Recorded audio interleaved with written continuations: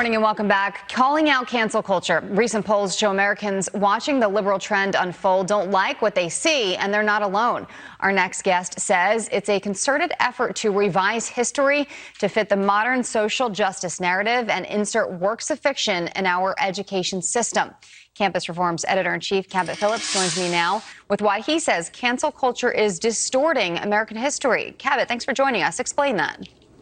Thanks so much for having me on. Well, one of the things that we've been covering at Leadership Institute's Campus Reform is the complete change in what's being taught to our students, not just how it's being taught, but what's in the actual curriculum. And what we're seeing today is a fundamental reshaping of our education system to institutionalize indoctrination. We're now teaching people that our country is not something to be proud of, but that it's evil. We're teaching people in the curriculum that our history is something that should make them not proud of their country. And so it started by simply removing American exceptionalism from classes, because that was a victim of cancel culture, because teaching that America is great might be offensive to people because there are negative parts of our history.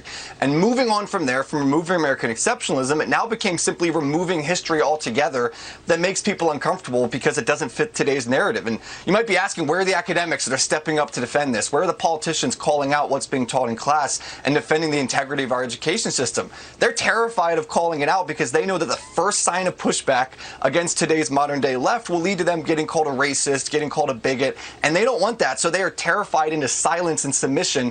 That's why they're not pushing back on this. So make no mistake about it, what's being taught in our classrooms is going to manifest itself in the polls, and we're going to see it impact our elections and the entire state of our country moving forward for generations. Can you explain the New York Times Magazine, the 1619 Project? Can you explain what this is, because you talk about it in your op-ed?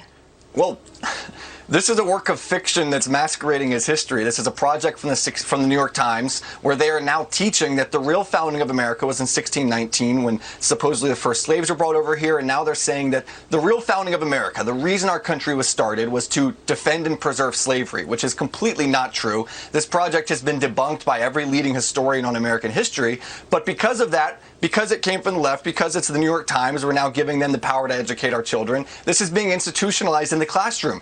K through 12 schools around the country are now allowing the New York Times to dictate their curriculum, even though it's been completely debunked. And I think a big part of this also is because of the lack of accountability with the reshaping of our history. We've seen people, these mobs, these outrage mobs, whoever's the most upset, being able to change our history, remove statues, remove the names from things. And now we're seeing those same people, whoever is the most outraged, whoever can say that they're the most upset or that they're the most in line, the most woke, they're the ones that are able to define what is going on in our classrooms and what's being taught. And that's why you see the open embrace and acceptance of this 1619 Project in class. We've been seeing it for years on college campuses, and now it's working its way down all the way to the lower generations.